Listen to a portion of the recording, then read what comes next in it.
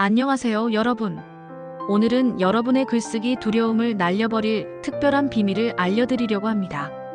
혹시 글을 쓰려고 노트북 앞에 앉았는데 머릿속이 하얘지고 손이 굳어버린 적 있으신가요? 아니면 내 글이 과연 사람들에게 읽힐까? 걱정하며 한 줄도 못 쓴 적 있으신가요? 자, 여기 두 분의 대통령, 노무현과 김대중 대통령이 전하는 글쓰기의 비법이 있습니다. 그들은 어떻게 국민의 마음을 움직이는 글과 연설을 썼을까요?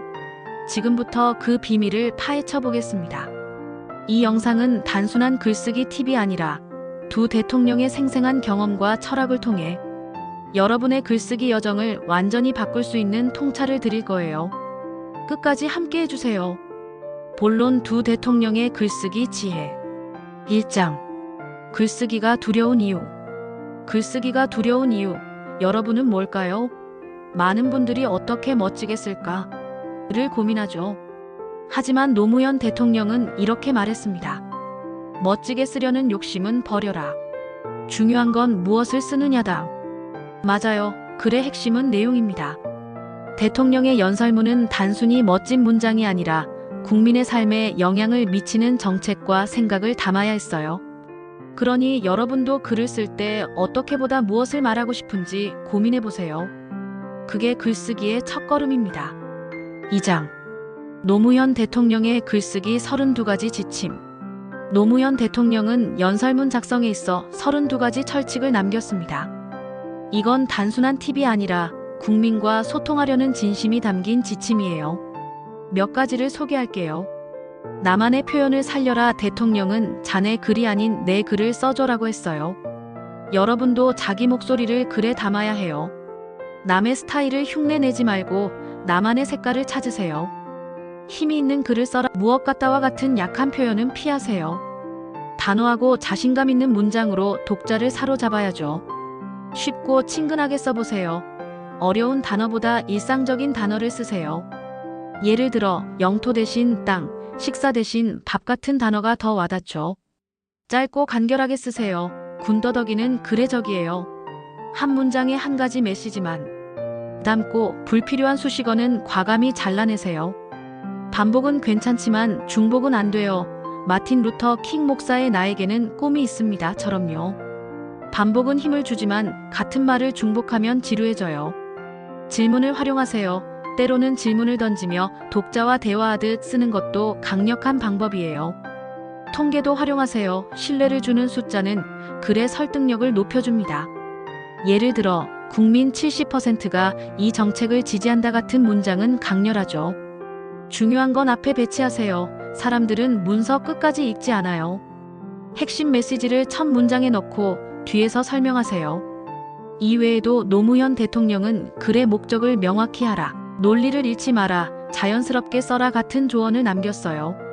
이 32가지 지침은 단순한 기술이 아니라 사람들과 진심으로 소통하려는 마음이 담겨 있습니다. 3장. 생각의 숙성 시간을 가져라. 김대중 대통령은 글을 쓰기 전에 3번 원칙을 따랐어요. 어떤 일을 할 때 3번 생각하는 거죠. 첫째, 이 일이 좋은 점은 뭔가? 둘째, 나쁜 점은 뭔가? 셋째, 하지 않으면 어떻게 될까? 이 원칙은 글쓰기에서도 유용해요. 예를 들어 글을 쓰기 전에 이 주제가 독자에게 어떤 도움을 줄까? 어떤 반발을 살 수 있을까? 이 주제를 다루지 않으면 어떤 결과가 있을까? 를 고민해 보세요. 또 상대가 있는 경우엔 이렇게 생각했어요. 내 생각은 뭔가? 상대는 어떤 입장일까? 이 둘을 합치면 어떤 결론이 나올까? 잠자리에 들기 전 하루 동안 읽고 듣고 겪은 것을 정리하며 생각을 숙성시키는 거죠. 여러분도 글을 쓰기 전 생각을 숙성시키는 시간을 가져보세요. 그게 좋은 글의 첫걸음입니다. 4장. 독자와 교감하라. 김대중 대통령은 독자와의 교감을 이렇게 강조했어요. 반걸음만 앞서가라. 너무 앞서가면 독자가 따라오지 못하고 너무 뒤처지면 감동이 없죠. 또 독자의 손을 놓지 마라. 독자가 무엇을 원하는지, 어떤 생각을 하는지 늘 파악해야 해요. 노무현 대통령은 국민의 눈높이를 넘어 역사의 눈높이에 맞춰야 한다고 했어요. 예를 들어 이승만 대통령을 지지한 국민의 눈높이와 4.19 혁명을 일으킨 역사의 눈높이는 달랐죠. 김대중 대통령은 중국 방문 때 인민이란 단어를 썼다가 비판받았지만 현지 청중과 교감하려는 의도였어요. 여러분도 글을 쓸 때 독자의 입장을 생각하며 그들의 언어로 소통해보세요. 5장. 집중과 몰입의 힘. 김대중 대통령은 사형수 시절 껌종이에 깨알 같은 글씨로 글을 썼어요. 노무현 대통령도 글을 통해 세상을 바꾸려 했죠. 이들은 절망 속에서도 글쓰기에 몰입했어요. 창조적 아이디어는 갑자기 오는 게 아니라 죽을 힘을 다해 집중할 때 나옵니다. 여러분도 글을 쓸 때 모든 잡념을 떨치고 몰입해보세요. 그 순간 진짜 글이 탄생합니다. 6장. 글쓰기의 원천은 독서. 노무현 대통령은 독서의 중요성을 이렇게 강조했어요. 독서는 지식, 영감, 정서를 준다. 특히 영감은 글쓰기의 핵심 동력입니다. 대통령은 바쁜 와중에도 국내외 책과 논문을 읽고 요약본을 받을 정도로 독서에 힘썼죠. 여러분도 책을 읽으며 영감을 얻고 그걸 글에 녹여보세요. 좋은 책 한 권이 여러분의 글을 바꿀 수 있습니다. 7장. 시간과 노력 그리고 퇴고. 노무현 대통령은 글은 머리가 아니라 엉덩이로 쓰는 것이라고 했어요. 즉, 시간과 노력이 필수라는 거죠. 김대중 대통령은 연설문을 퇴고하는데 초고보다 더 많은 시간을 썼어요. 퇴고는 단순히 오타를 고치는 게 아니에요. 이 글이 독자에게 잘 전달될까? 논리가 맞을까? 지루하진 않을까? 를 고민하며 글을 다듬는 과정이죠. 퇴고할 때는 소리내어 읽어보고 다른 사람에게 보여주세요. 객관적인 피드백이 글을 한 단계 업그레이드합니다. 8장. 메모의 힘. 정약용은 두남붓이 총명한 머리를 이긴다고 했어요. 아인슈타인은 만년필과 종이만 있으면 어디든 연구실이라 했고 에디슨은 3,400권의 메모노트로 발명왕이 됐죠. 작은 생각도 메모하며 정리하면 그게 글쓰기의 재료가 됩니다. 여러분도 메모 습관을 들여보세요. 생각이 정리되고 글쓰기가 한결 쉬워질 거예요. 9장. 횡설수설하지 않으려면. 글을 쓰다 보면 말이 꼬여 횡설수설할 때가 있죠. 그 이유는 뭘까요? 첫째, 쓸데없는 욕심 때문이에요. 멋지게 쓰려다 보면 미사여구가 많아지고 길어지고 공허해지죠. 둘째, 할 말이 명확하지 않을 때예요. 해결책은 간단합니다. 한 가지 주제에 집중하고 글의 뼈대를 세우세요. 문장은 담백하고 담담하게 아는 만큼만 쓰세요. 그러면 횡설수설하지 않는 글이 됩니다. 10장. 글의 기조를 잡아라. 글의 기조는 논리적이거나 정서적일 수 있어요. 설득, 설명, 호소, 반박 등 목적에 따라 기조가 달라지죠. 예를 들어 정책을 설명하려면 논리적 접근이, 국민의 마음을 움직이려면 정서적 접근이 필요해요. 기조를 일관되게 유지하면 독자가 메시지를 더 잘 받아들입니다. 여러분의 글은 어떤 기조로 쓰고 싶나요? 11장. 자료가 관건이다. 좋은 글은 좋은 자료에서 나옵니다. 노무현 대통령은 자료를 음식 재료에 비유했어요. 풍성하고 신선하고 믿을 만한 자료를 모아야죠. 예를 들어 통계나 사례는 글의 신뢰도를 높여줍니다. 자료를 찾을 때는 행사나 매체에 맞춰 조사하고 색다른 자료를 추가하면 글이 더 매력적이 됩니다. 12장. 글의 구조를 만들어라. 노무현 대통령은 글의 로드맵을 그리는 걸 중시했어요. 구조가 있어야 길을 잃지 않고 이야기가 중복되지 않죠. 김대중 대통령은 기승전결이나 서론 본론 결론 구조를 선호했어요. 예를 들어 서론 10%, 본론 70%, 결론 20% 비율로 쓰는 거죠. 또 주장 근거 예시 그리고 다시 주장 같은 방식도 효과적입니다. 여러분도 글을 쓰기 전에 구조를 먼저 잡아보세요. 13장. 첫머리 시작 방법 16가지. 글의 시작은 성패를 좌우해요. 노무현 대통령은 첫 문장에 신경 썼어요. 예를 들어 질문을 던지거나 통계를 제시하거나 속담을 인용하는 방법이 있죠.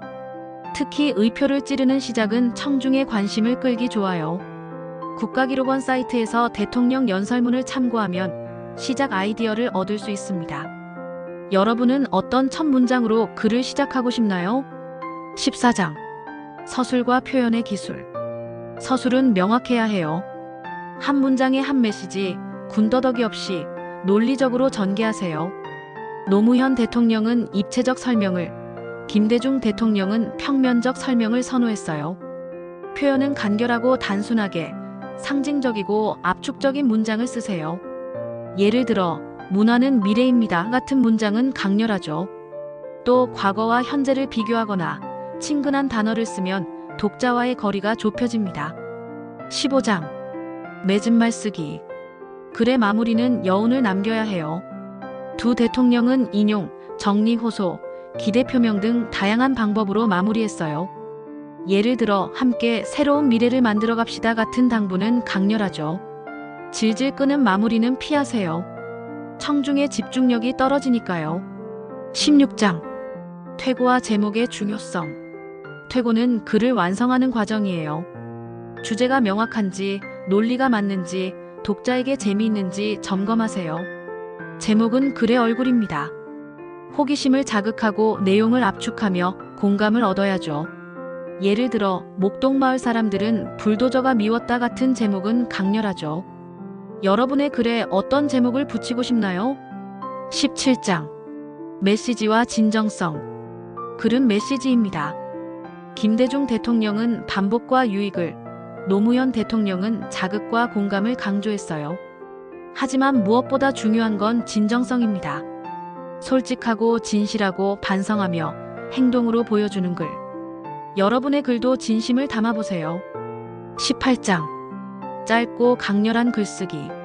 노무현 대통령은 인사청탁하면 패가 망신한다 같은 짧고 강렬한 문장을 사랑했어요.